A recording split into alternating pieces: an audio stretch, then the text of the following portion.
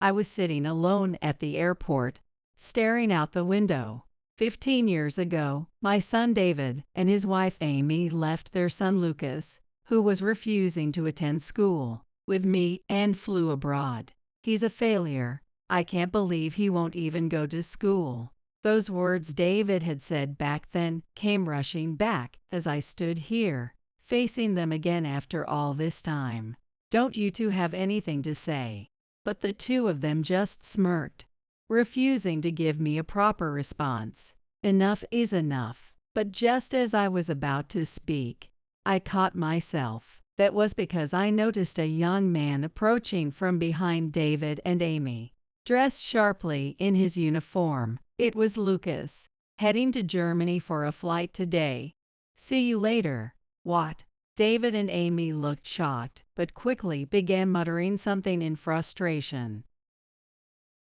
I am Margaret, widowed early when my husband Kevin passed away. I now live alone at 60, in a single-family home. Looking back through old journals and diaries, I can't help but reflect on everything that happened with David. The days we fought, the sports events we attended, parent-teacher conferences, college entrance exams. So many events that seemed significant then now feel like fleeting moments. After all, I was never really his mom. Gazing at my journal, I remember the first time I met David. David was my stepchild. At 13, sitting across from me in a coffee shop near the train station, he wouldn't even look me in the eye. When I spoke to him, he would either shake his head or nod slightly. Hardly a conversation. It was likely due to his adolescent awkwardness. Later, he told me I was embarrassed back then and couldn't find the words. Even now, he can still be awkward at times, but at least he talks to me more. Perhaps Kevin's last words, "Take care of Mom," had something to do with that. Shortly after remarrying me, Kevin fell ill and left this world, leaving behind this house and David. Thinking of how much he must have wished to see David grow makes me unbearably sad. Pouring all my love into seeing him grow became my greatest hope, especially as I was unable to have children with Kevin. To David, I might have seemed like a stranger who suddenly appeared in his life, but to me, he was my precious son. I tried my best to support him, quietly standing by his side. David graduated from college and secured a position at a major company. The night we celebrated his new job, David drank a beer and said, "Margaret, once I start working, I'm moving out." He never calls me Mom. I answered simply, "All right," while feeling a slight pang of loneliness. "Make sure you eat properly and take care of yourself. And don't forget to visit once in a while." He nodded lightly and moved into his new apartment a few days later. As I watched him leave, I was left with a mix of emotions, loneliness, but also a sense of accomplishment. A year and a half passed after seeing David off, and a turning point arrived. By this time, I had grown close to my neighbors, and we often spent time together. We'd get excited over small plans, like going on trips or attending local festivals. One day, my smartphone rang. It was David. "Hi, Mom. It's me, David. Well, this is a surprise. What's going on? I have someone I want you to meet. Are you free this Saturday?" Of course, I was free. When I told him so, David said, "Great. I'll come by around noon," and hung up just as quickly. His style of keeping conversations short and straight to the point hadn't changed. As promised, that Saturday, David arrived with a woman by his side. "My name is Amy. I'm dating David," she said. She was stunning, like an actress or a model. "Oh, so she's your girlfriend? I'm planning to marry her. And there's more. She's pregnant." Shifting my gaze between Amy's belly and David's face, I was stunned. News of David's engagement and a grandchild All at once it was almost too much joy to handle. I wholeheartedly congratulated them. Time flew by after that, and Amy's due date drew near. She spoke excitedly, brimming with hope for the child. "It's a boy. I hope he'll grow up to be a doctor or a pilot." She even shared the name they'd chosen for the baby. Watching her, I couldn't help but feel a bit concerned. It's not wrong to have dreams for a child, but maybe her expectations were a bit too high. Despite my worries, the baby was born healthy and strong. Lucas looked so much like David that it brought tears of joy to my eyes. "Lucas, you're so full of life," I said. As Lucas grew, his interests became clear. He was always looking up at the sky, searching for airplanes. And at home, he was so engrossed in airplane books that Amy complained he wouldn't even eat. When I gave Lucas a toy airplane, his eyes lit up. "Wow, an airplane. That's not how you say it. Airplane." Amy worked hard to teach little Lucas the correct pronunciation, even though he was just learning to speak. "It's fine, he's only 3. He'll get it eventually," I reassured her. "But if he falls behind, it'll be a problem. Lucas is going to be a pilot, after all." She often reminded Lucas of this while he played with his toy airplane, saying, "You're going to be a pilot." Perhaps due to her encouragement, by the time Lucas entered elementary school, he started saying, "I want to be a pilot when I grow up." Flight to Kuala Lumpur. Lucas would shout, running around with his toy airplane, full of energy. Even Amy would correct him. "It's pronounced Kuala Lumpur," and I marveled at how he managed to remember such a complex word. Lucas often made adorable mistakes when talking about airplanes, but he kept watching related videos and expanding his knowledge. Amy seemed quite proud of this. "He just talks about different types of airplanes all day." I'm really excited about his future. He seemed to be doing well in school, too, consistently achieving top grades. If everything stayed on track, he might actually become a pilot someday. I believed it, and so did David and Amy. But shortly after moving up to the 4th grade, Lucas started refusing to go to school. I listened in surprise as David and Amy came to me for advice. He says it's not because of any trouble with friends or bullying. David looked visibly confused. Amy appeared anxious as well. "He just says studying isn't fun anymore. I thought about enrolling him in a tutoring center, but he doesn't want that either. But if his grades are good, how can studying not be enjoyable?" I found it puzzling. Apparently, Lucas spent most of his time in his room, looking through airplane encyclopedias or reading related books. Amy said she would sternly tell him, "Stop looking at airplanes and focus on your schoolwork," and even take his books away. A little before the long school break, Lucas visited my house several times. David's house is about a 30-minute bus ride from mine. "Grandma, listen.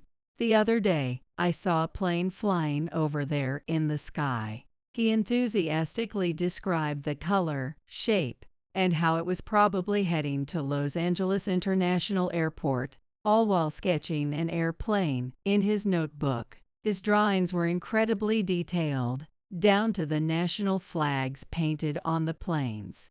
"That's impressive." I expressed my amazement, and he beamed with pride. "You should show these to your friends and teachers at school." But as soon as I said that, his expression darkened. "No, school is boring."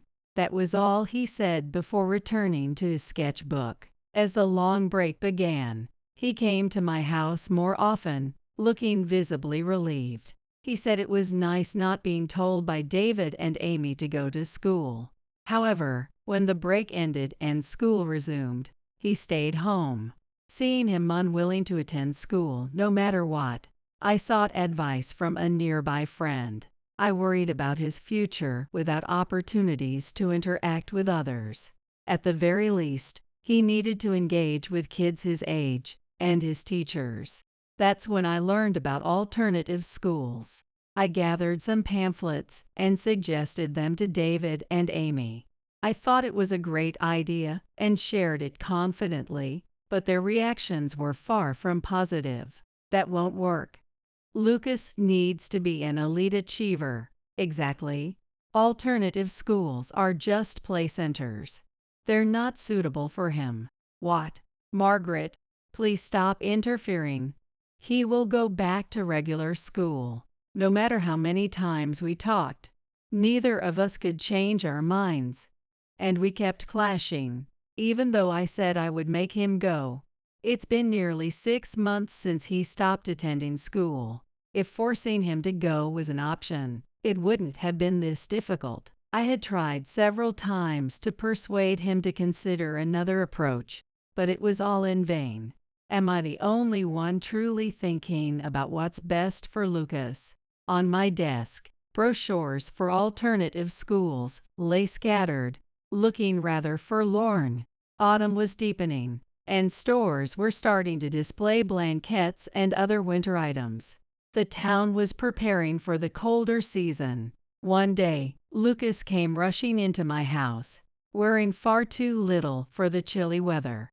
Hot on his heels, Amy came running, with a frantic look on her face. Lucas, enough of this nonsense. No, I'm not going to school, ever, ever, ever. When I asked what was going on, it turned out to be the result of something that had happened a few days prior. He had left home around 9 a.m., saying he was heading to school.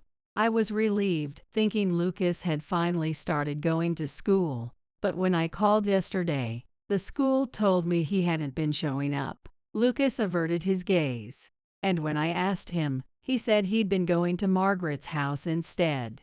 It was true. I had noticed him coming to my house more often these past few days. He stood shivering, wincing from the cold, hiding behind me as he nervously glanced at Amy. It's because Margaret spoils him. How are you going to take responsibility for this?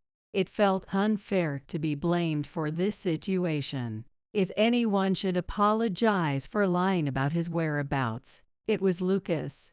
Lucas, you know it's wrong to lie, but Mom gets mad at me. Amy's face turned bright red as she scolded Lucas. That's enough.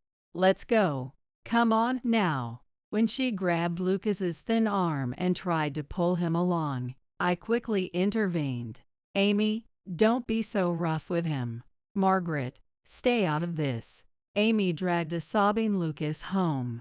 This sort of thing happened repeatedly, with me trying to calm Amy down or comfort Lucas each time. I'd heard that even if she seemed to listen at the moment, she would later lash out at him. Because of this, I eventually found it hard to say anything to her. At the same time, Amy started asking me to handle school events on her behalf, leaving even the teachers troubled. As I was pondering what to do, Lucas handed me his tablet. Grandma, I want to read this. It was an e-book, a specialized text about airplanes, meant for adults. It seems really difficult. Lucas slightly pouted and whispered, but I want to read it. These days, he absorbed everything he could about airplanes. He would watch TV programs and read magazine features, even taking notes diligently. Knowing this, I decided to buy the book for him, thinking it might fuel his interests. He spent the entire day staring at the tablet screen, engrossed in the e-book. He wouldn't touch schoolwork, yet his passion for airplanes was remarkable. And yet, after finishing that book, he wanted to dive into another one. And then he asked to visit the airport. As I continued to indulge his fascination with airplanes, I came to realize something. He wasn't struggling with school because he lacked intelligence. If anything, he absorbed information so quickly that he couldn't adjust to the pace of a traditional classroom. Why didn't I notice this sooner? No wonder he resisted going to school.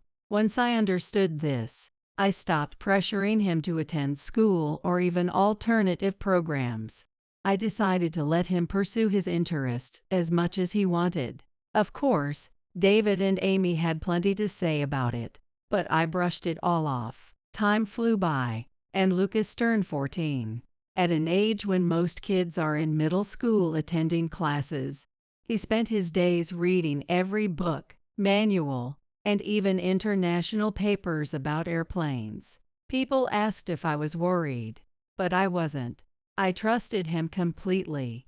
Around that time, David received an offer for an overseas assignment. He excitedly shared the news, and I was genuinely happy for him. "Oh, that's perfect. Lucas has been wanting to learn Spanish," I said. I suggested that David take Lucas along, but he frowned and shook his head. "I'm sorry, but I have no intention of taking Lucas." I was stunned by his response. Amy, overhearing the conversation, agreed with him. "But wouldn't Lucas feel abandoned if you leave without him? What's your plan? He's a failure. He doesn't even go to school properly and spends all his time obsessing over airplanes. It's unbelievable. All he does is stay holed up in his room. We don't even know what he's doing in there. He's nowhere near elite, and taking him overseas would be impossible." With that, they decided to leave Lucas in my care. He's attached to Margaret anyway, so it works out fine. Take care of Lucas for us, okay? They left after saying those words. I sat in the living room, stunned, my mind racing about how to break this to Lucas. If I told him the truth, it would devastate him at such a sensitive age. Knowing his parents had essentially abandoned him would surely break his heart. "Grandma," about what I just heard.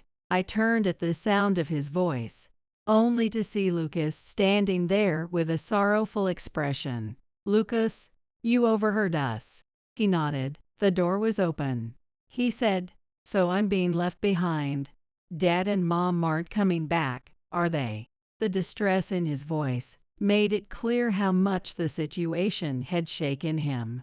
"Lucas, Dad, and Mom.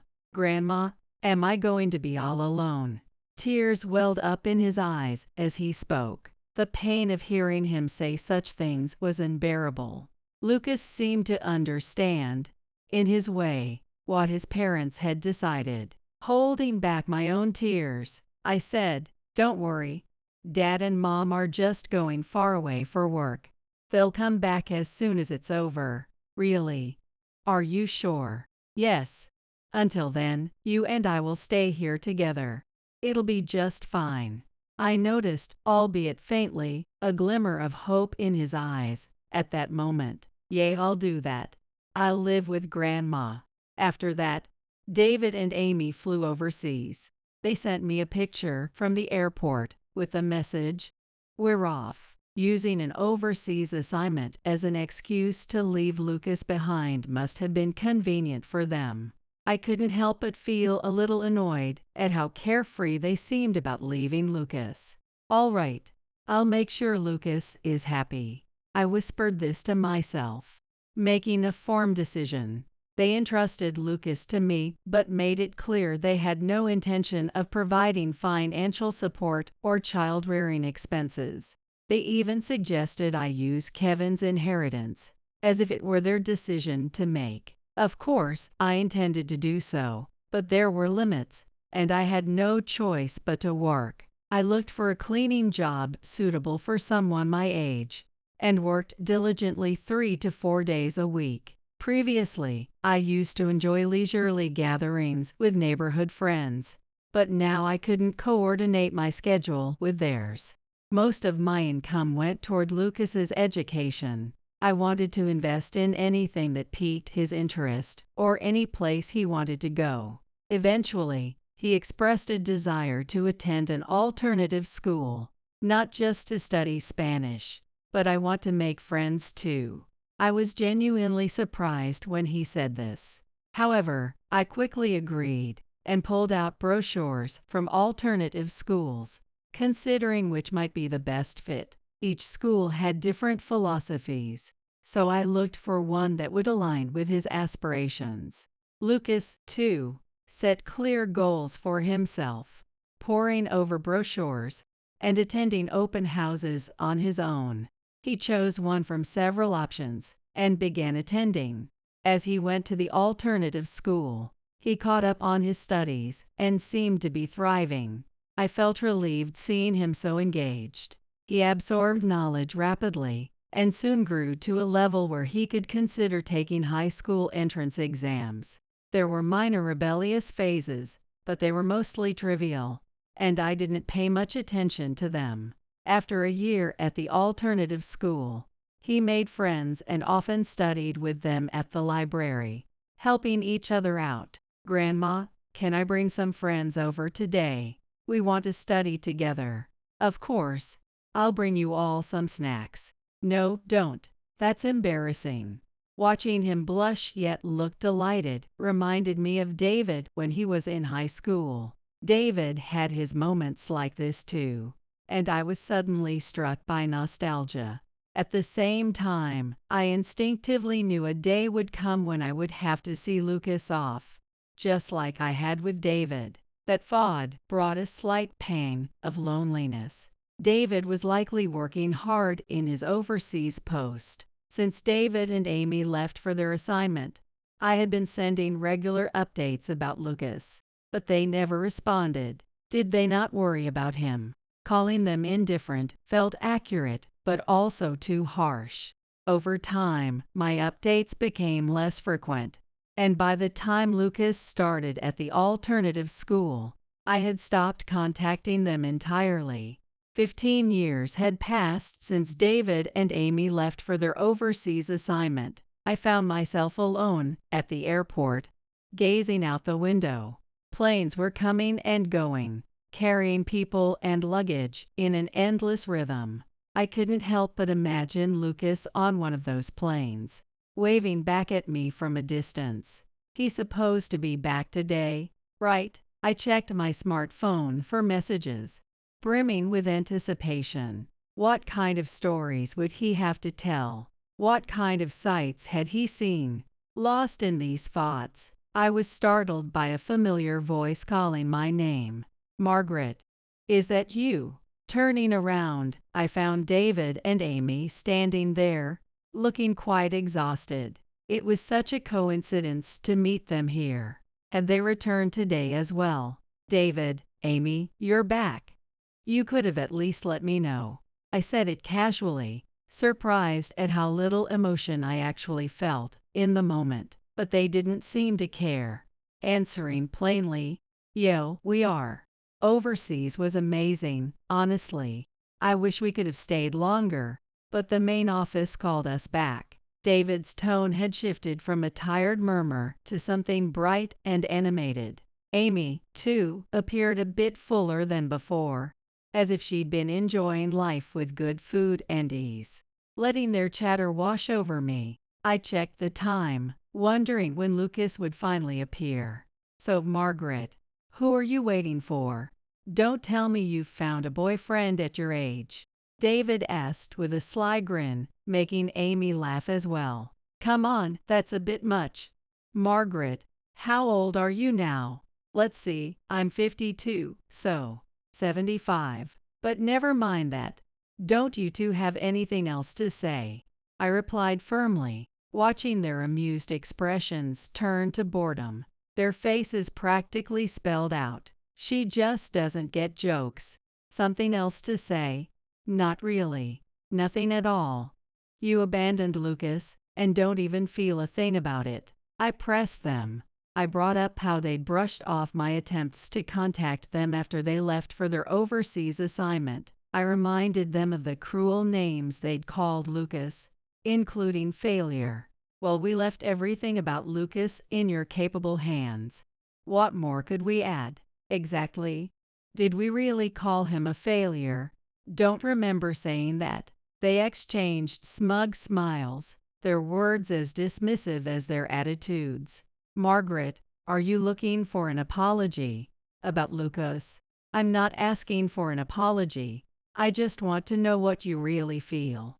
At that, They burst out laughing. When they finally settled, David spoke up. Is he still holed up in his room? Their laughter reignited, doubling over as if the idea were the funniest thing in the world. How could they say such awful things about their own child, thinking they could get away with anything since Lucas wasn't here? It was unthinkable to me, someone who'd been by his side all along. Clenching my fists tightly, I was filled with the urge to shout at them. But this wasn't the place for a scene, so I held back, glaring at them instead. Enough is enough. I was just about to say it when I noticed something. A man was walking up behind David and Amy. My eyes widened as I focused on him, and he smiled, waving warmly in my direction. "Grandma, I'm home." The one dressed in a crisp flight uniform was Lucas.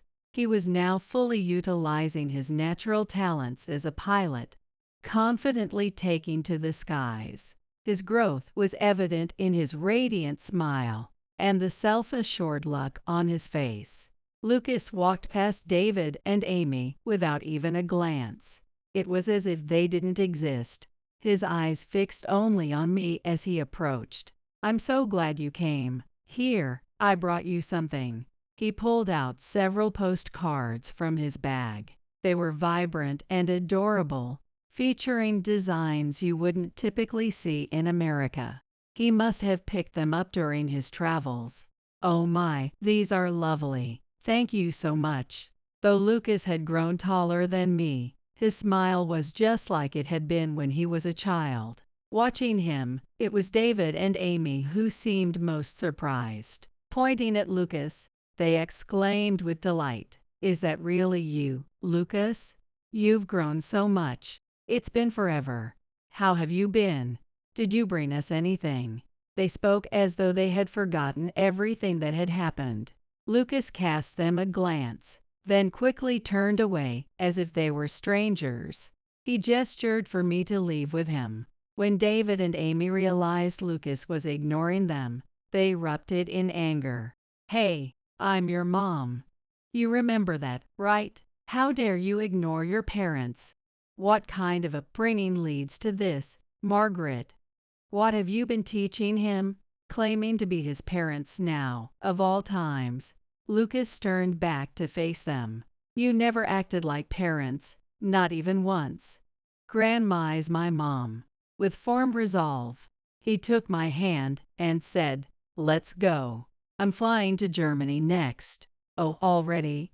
You're such a brilliant pilot." As he started walking, I followed alongside him. He seemed to slow his pace slightly, matching it to mine. He spoke excitedly about the views from the cockpit, making me feel as if I were soaring alongside him. I glanced back briefly, wondering why David and Amy weren't following. "What?" They stood there, stunned, their expressions shifting to frustration as they began shouting, "Lucas, Margaret, don't just walk away. Unbelievable. Say something, anything." Neither Lucas nor I paid them any attention, nor did we stop. A few days later, as I relaxed at home, the doorbell rang. When I answered, David and Amy stood there, looking flustered. David had a troubled expression. "Something's wrong. Listen to me. It's serious." After leaving the airport, David had apparently gone to the main office. I recalled him mentioning being summoned there. "They're saying there were problems with the work I was handling at my assignment, and now they want me to take responsibility." "What do you mean?" "In other words, they're asking me to resign." I struggled to grasp how severe the issues must have been to lead to this. It was likely not one or two incidents, but a culmination of problems. Considering David's age, finding a new job after this would be a significant challenge. "Margaret, please, help us reconcile with Lucas. And then, tell Lucas to support us financially." David and Amy seemed to recall that Lucas had become a pilot, and now wanted him to use his income to support them. I was stunned and irritated by their incredibly self-centered request. leaving me momentarily speechless. As they continued to push closer, I felt nothing but growing disgust toward them. Do you even realize what you're saying? He's our son. It's his duty to take care of us. Exactly. Don't you think it's heartless, Margaret, to let Lucas abandon us like this? Amy's words pushed me to my limit. Heartless? You're calling yourselves heartless, right? You're the ones who abandoned him first, I said, recalling the events of 15 years ago. I won't mediate anything between you and Lucas. Handle it yourselves. As I firmly stated this, both of them exploded in anger, acting high and mighty. Margaret, you're not even Lucas's mom, so stay out of it. Yay, and stop pretending like you're not also counting on his income. They continued ranting, calling me cruel, a fake trying to play mom, and every other insult they could muster. I decided to let them say whatever they wanted, thinking they would eventually leave. But then they said something unforgivable that made me feel like the air had been knocked out of me. Frankly, you and I aren't even related by blood. I've always felt burdened being treated like family. What? I tolerated it until I graduated college. To me, you were just someone who paid the bills. The shocking confession left me bewildered. Memories of cooking his meals, escorting him to his high school entrance exams, and cheering at his sports games came flooding back. All those acts of kindness I had done out of genuine love. I had devoted myself to ensuring his growth after Kevin's early death. Yet to him, it had all been a nuisance. Unable to meet his eyes, I stood frozen in shock. Just then, the door unexpectedly opened, and Lucas walked in. We had planned to have dinner together tonight for the first time in a while. But now he stood there, trembling with rage, glaring at David. Dad, what do you mean by that? Is it true? David, undeterred, turned to face Lucas. Lucas, perfect timing. We were just talking about you. Look, we're family, aren't we? David insisted, emphasizing that their blood connection made them true family, which is why I'm asking for something. You see, we need, Dad, stop saying ridiculous things. Lucas said, his tone thick with anger. Grandma raised you, even though you weren't her blood. How dare you say something like that? Apologize to her. Lucas shouted at David with a fury I had never seen before. Blood doesn't matter. Someone who says otherwise isn't my family. What did you just say? Lucas, how can you say that?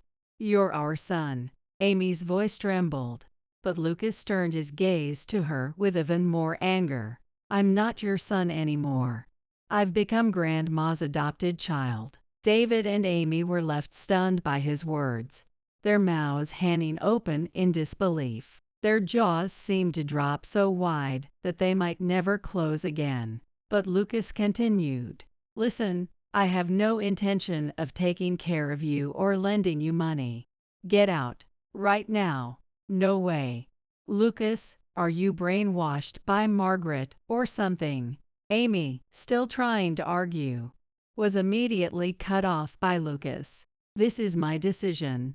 Both of you leave. Overwhelmed by Lucas's intensity, David and Amy had no choice but to leave the house. As I watched their dazed figures walking away, I wondered if I was dreaming. I thanked him and enjoyed a peaceful dinner that evening. Years passed after David and Amy had forced their way into our home.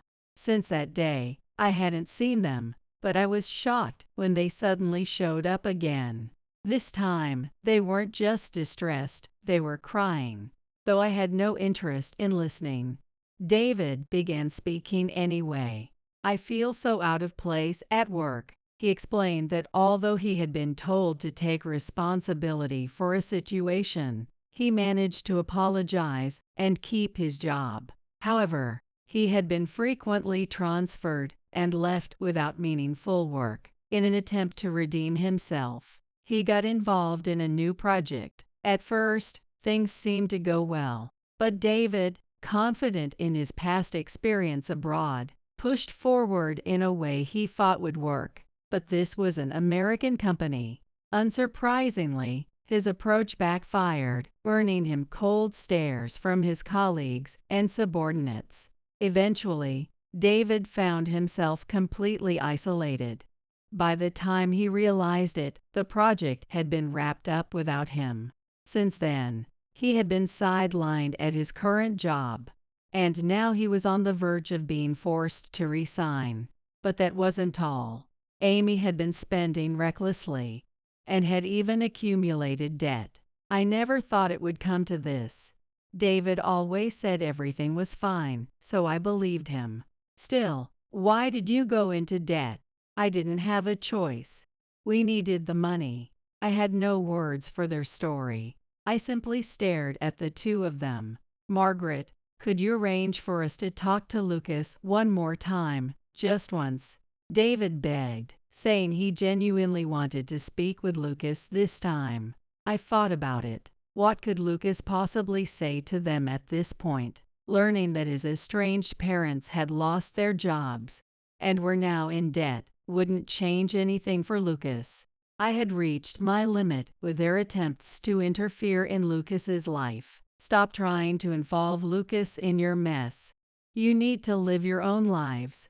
You're adults, be independent. But, are you seriously going to keep pushing? I'll call the police. I grabbed my smartphone and started dialing.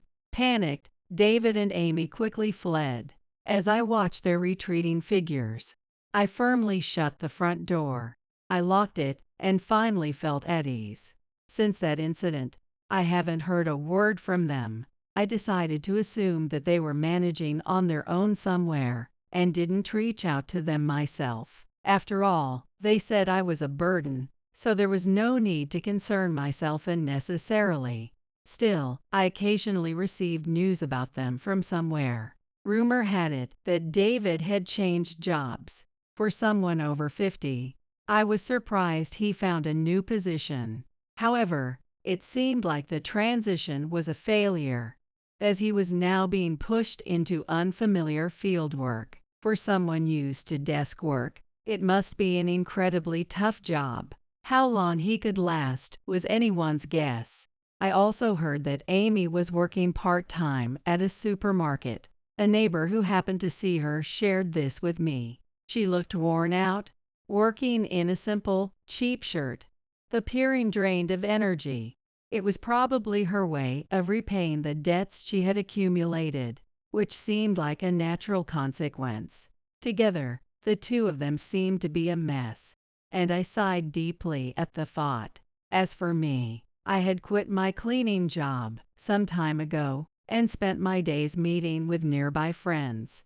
At our age, most conversations revolved around illnesses or injuries. Even so, we laughed and made plans for the coming year. I also had another worry. What if David and Amy showed up again? To prepare, I installed a security camera at the front door, but it mostly just caught neighborhood cats passing by. Still, I couldn't quite calm my mind. One day, I shared this concern with Lucas, and after thinking for a moment, he said, "Why don't you move? Maybe to a high-rise apartment with better security, but I don't have that kind of money. I'll cover it." Grandma, your peace of mind is worth every penny. Take care of yourself and save your money.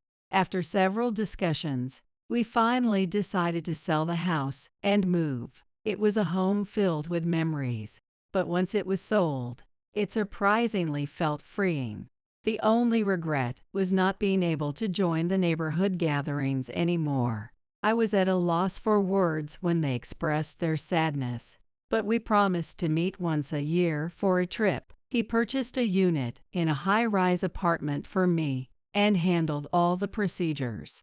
In that area, there was little chance of running into David or Amy, and shopping became much easier.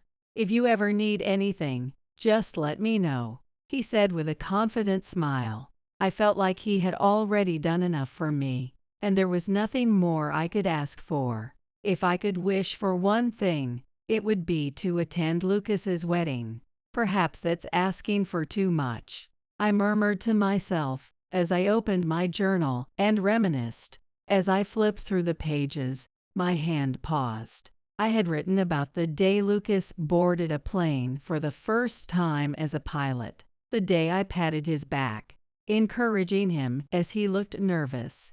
From the boy who only stared at airplane illustrations, he had grown into someone truly admirable.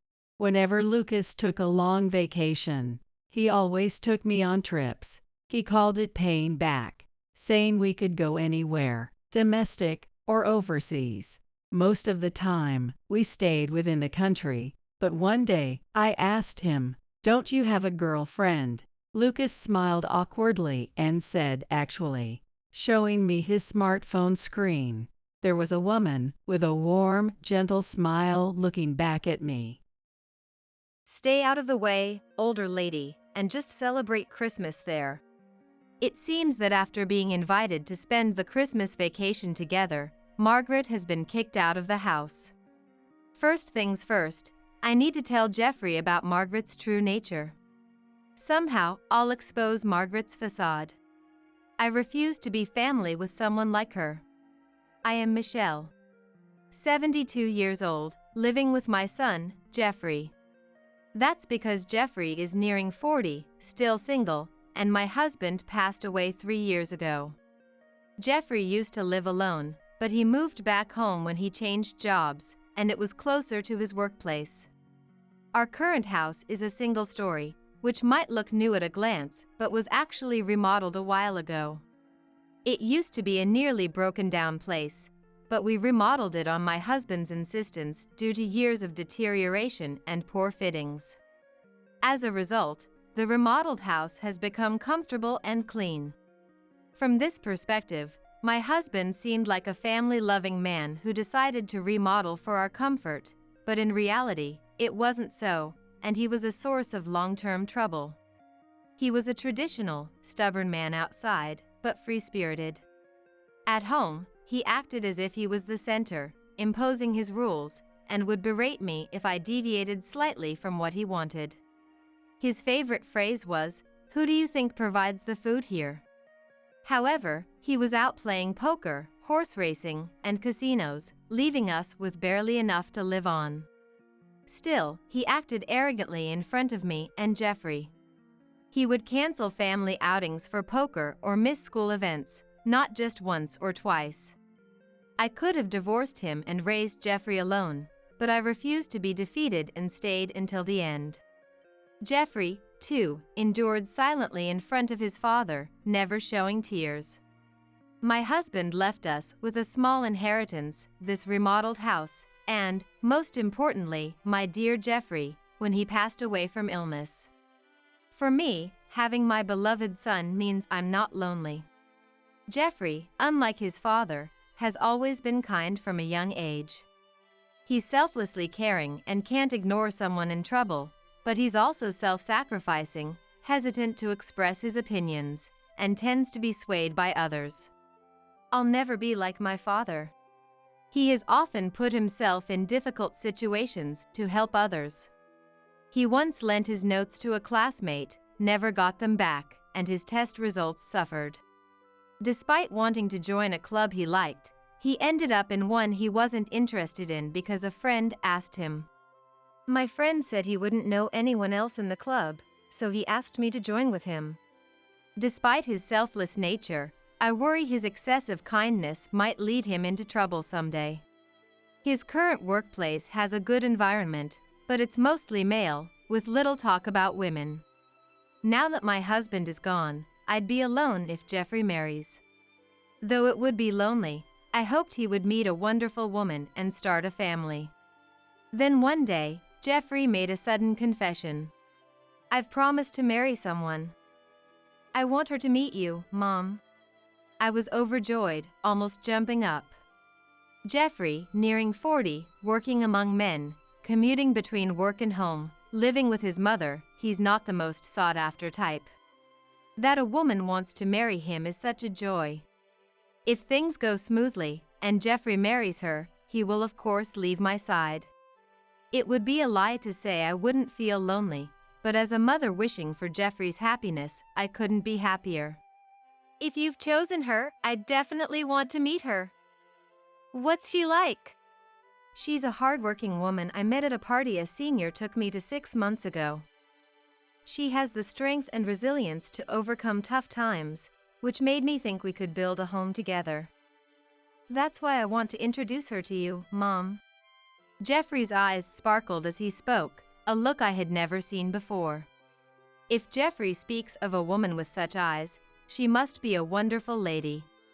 I was looking forward to meeting the woman Jeffrey confidently chose. Then, on the promised day, Jeffrey brought his girlfriend home. Mom, this is Margaret, the woman I've been dating and considering marrying. However, the woman Jeffrey brought neither introduced herself nor nodded in greeting, just stood there silently. At first glance, she seemed haughty and cold. Honestly, she wasn't the type I imagined Jeffrey would fall for.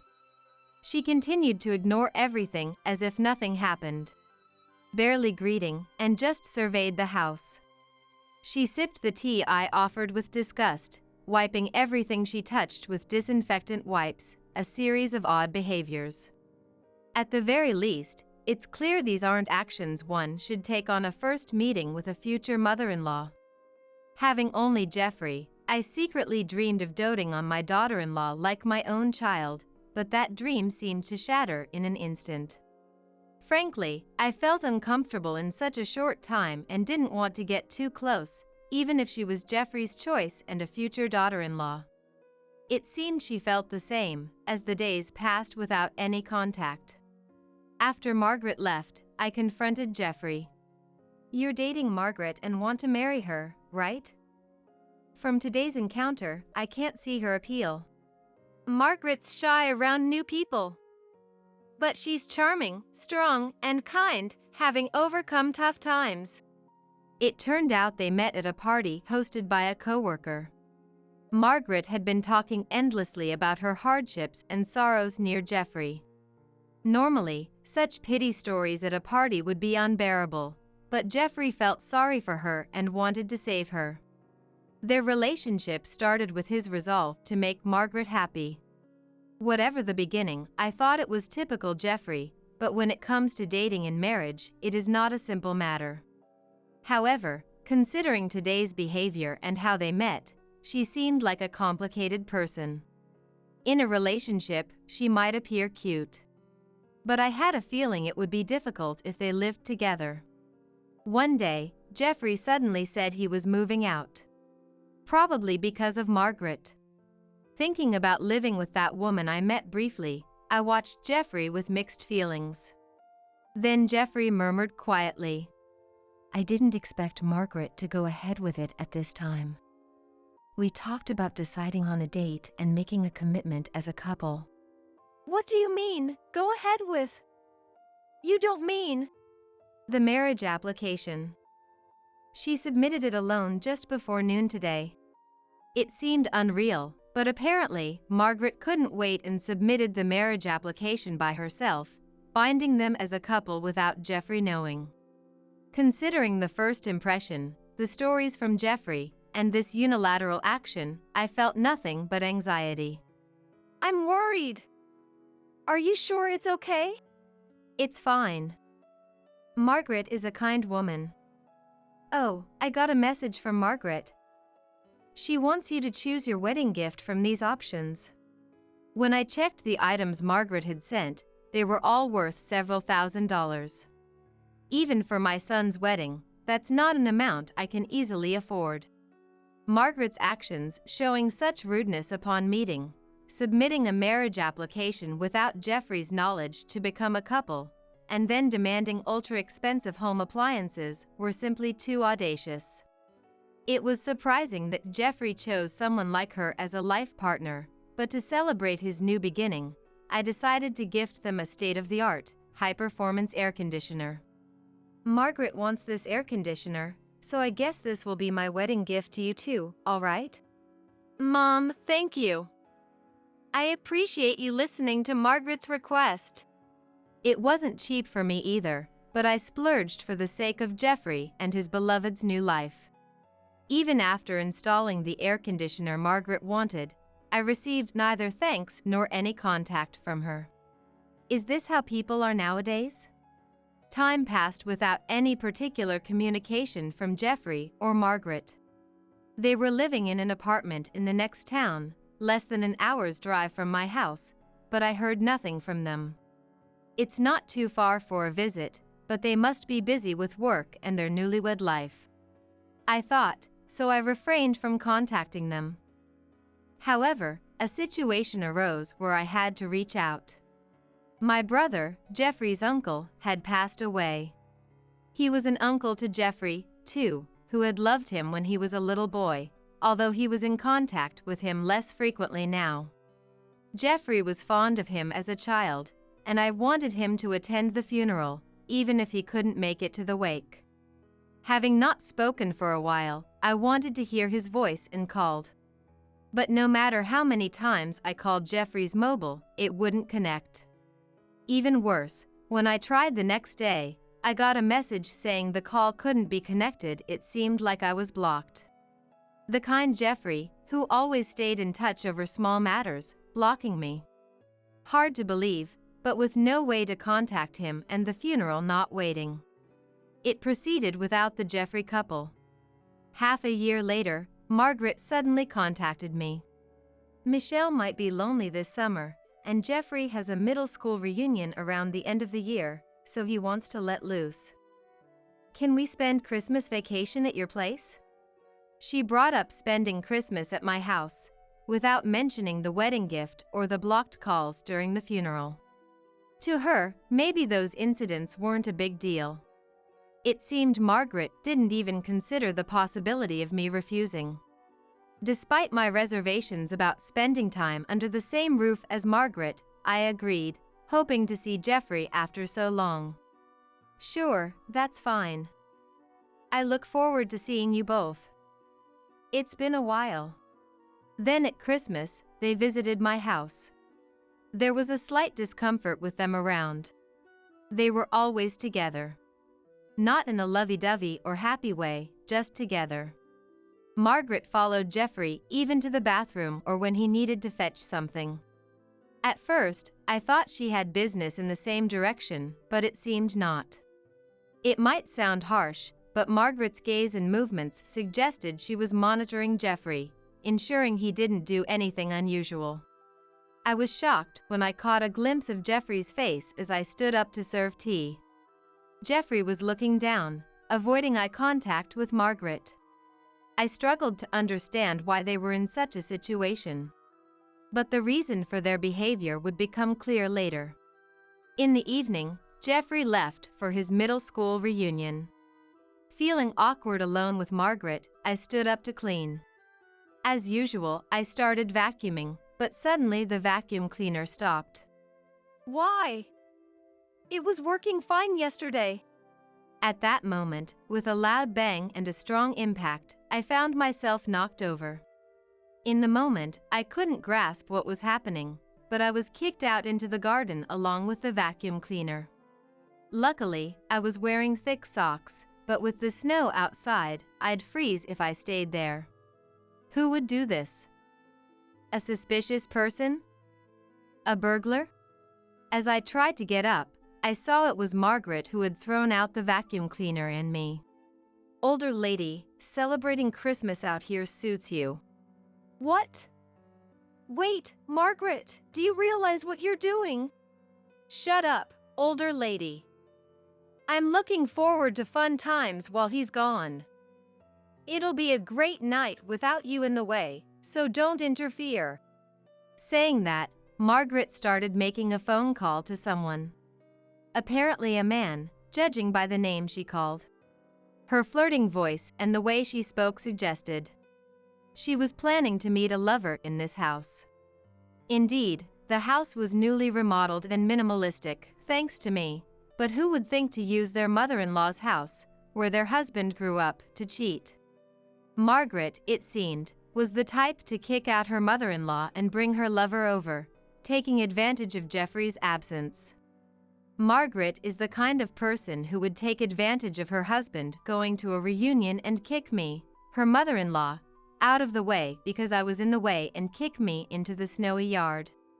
Well, I had a plan too. I put on an old pair of shoes and a jacket from the shed and decided to fight back. Firstly, I doubted Jeffrey knew about the affair. Even Jeffrey, who is kindness personified, would surely react if he knew his beloved wife was cheating on him. I needed to contact Jeffrey immediately and have him witness the affair about to happen in this house. But since my calls were blocked on Jeffrey's mobile, I needed a different approach. That's when I thought of Jeffrey's childhood friend. They had been close through college and often dined together even after graduating. The friend ran a delicatessen inherited from their parents in the local shopping district. I headed there, desperately hoping for some information. At the delicatessen, I found his parents, who said he might be at a reunion at a pub in the same shopping district. I rushed to the pub, and luckily, I headed to the pub with the anecdote that it was a small pub and that Jeffrey would be easily recognizable if he was there. I caught Jeffrey returning from a convenience store. Good timing. Margaret kicked me out of the house. She's planning to spend time with some man there. I heard her talking on the phone. Do you know anything about this? What? Margaret cheating? No way! Jeffrey immediately left the reunion and headed to my house. I wanted to go too, but he said it was too dangerous since we didn't know who the man was and asked me to stay away. I hid in a nearby business hotel, leaving the matter between Jeffrey and his wife to him. The next day, when I returned home, I found Margaret beaten up in the garden, naked. Older lady. Don't you care to help your daughter-in-law? I can't even get into the house. How did you raise your son? I couldn't believe the gentle Jeffrey would beat his wife to such an extent and leave her in the garden. Entering the house, I found Jeffrey drinking coffee. Margaret is naked in the garden. What happened? I don't know. She was arguing with her lover last night, so maybe that's it? She's going to be nothing to me now, so it's not my business. While I took refuge in the business hotel, Jeffrey had confronted Margaret and her lover at the scene of their affair. Thinking it might serve as evidence, he took photos of the lover's face and even recorded the encounter. I was impressed by his calmness in such a bizarre situation. From the recording, it seemed the lover, not expecting Jeffrey's return, lashed out at Margaret in anger.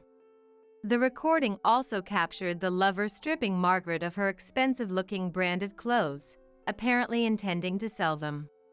After the lover left, it was Jeffrey who stopped Margaret from re-entering the house. I think you understand from the recording, Margaret isn't repentant. She married me for money and convenience, and she keeps saying her lover is her #1 priority. I have to step out for a bit, so I'll leave Margaret's matter to you, Mom. Leave it to me? What do you mean? I didn't want such a person in my house, so I didn't let her in. If Mom wants to let her in, I won't stop you. With that, Jeffrey left. As far as I was concerned, my daughter-in-law had been awful to me. And now she had gotten her just desserts. I felt no obligation to help her for no reason and decided to leave her as she was. Although Jeffrey's photos and recording gave me a good idea of the situation, I decided to check the security camera footage for a clearer picture. I was thankful I had installed the cameras after hearing about a burglary at a relative's house. Neither Margaret nor her lover seemed to realize their actions were being recorded in someone else's house, causing trouble. While examining the footage and photos, I noticed something familiar about the lover's unusual hat. As I was pondering this, the noise outside caught my attention, accompanied by the doorbell. When I opened the door, there was a police officer. It turned out Margaret had played the victim to the neighbors, leading to a report of an injured, naked woman in the garden. Sorry for the disturbance, officer. Margaret got involved in some trouble, but neither Jeffrey nor I saw her get injured. We have security cameras, so we can explain what kind of trouble it was. I shared the events of the previous night, along with the evidence from the cameras and photos. The police seemed to understand that Jeffrey and I were not involved. However, they couldn't leave an injured, naked woman in the garden in the middle of winter. Margaret was taken away in a police car. Suddenly, I remembered who the man in Jeffrey's photos of the lover was. Just then, Jeffrey returned. Mom, I'm back. I filed for divorce. Margaret and I are now complete strangers. Divorce? What do you mean? Margaret has been throwing tantrums when things don't go her way since we got married. I've tried to meet her expectations, but at some point, she started using a pre-filled divorce form as a threat. Jeffrey, having fallen for Margaret, had tried to fulfill her wishes. But Margaret exploited his willingness, acting tyrannically. When things didn't go her way, she used the divorce form as leverage. Hearing this, I was at a loss for words. But then I remembered something and shared it with Jeffrey, who suddenly stood up with an idea, leading me to the police station where Margaret was being temporarily held. Waited for you, Jeffrey. I knew you'd come. You're my dear husband, not heartless enough to ignore your wife in this state. What are you saying? We're strangers now. I just came to tell you something with Mom. What do you mean? A bad joke? I understand this older lady coming to apologize, but strangers? Margaret must have thought Jeffrey was coming to rescue his beloved wife and expected me to apologize for leaving her in the garden. I submitted the divorce papers with your section filled out, Margaret. We're no longer a couple. What? What are you doing, Jeffrey? Remember when you submitted the marriage application without permission? It's too convenient that it's okay when you do it to others, but not when it's done to you, right? Margaret was speechless at Jeffrey's logical argument, but I had something to say too. That man you brought home, he's a business owner, right? Yes. He's a young, talented owner of a beauty salon. He proposed with a bouquet of roses last week, saying he'd make me a CEO's wife. That man's actually an unemployed freeloader who caused trouble at a restaurant, leading to his unemployment. I often browse social media and recently saw a story about someone causing a scene in a restaurant. I thought I had seen him somewhere before, but he was in the vortex of a topic that has recently come under fire by many people. I read that this guy was repeatedly getting in trouble for drinking straight from a pitcher of water, putting Tabasco in it, and other such nuisances. I read that he was recently fired from his part-time job. That's a lie. His profile had a long list of accomplishments. He wouldn't do such things. Well, regardless, my house has a lot of damage from his tantrum. I could file a report for the nuisance. Margaret, convinced she'd become a CEO's wife, was in for more shocks. In order to push Margaret to the edge, we decided to fold in even more. Also, one of your company's executives is a longtime friend of mine. What? You told my workplace about the affair. I didn't reveal the affair. I just discussed your relationship history with Jeffrey. Any problem with that? It's better not to do things you'd be embarrassed to be seen doing. Shocked by the cascade of revelations, Margaret turned pale. Leaving her behind, I exited the police station. Later, Margaret's mistreatment of me and her affair led to her divorce becoming public at her workplace. She was a long-time employee due for a promotion. But her actions caused her to lose that opportunity. Her terrible behavior led to her being transferred to another region, where everyone knew about her worst ending due to her infidelity. Why is everyone avoiding me? I was just in a pure romance with a talented CEO. Are they jealous of me? Who could have been a CEO's wife? Tell that friend of yours on the board to stop this stupid workplace bullying. You think you're being ostracized and bullied just because you're out of place after being transferred? That's a naive way of thinking. There's nothing I can do about it. Sorry.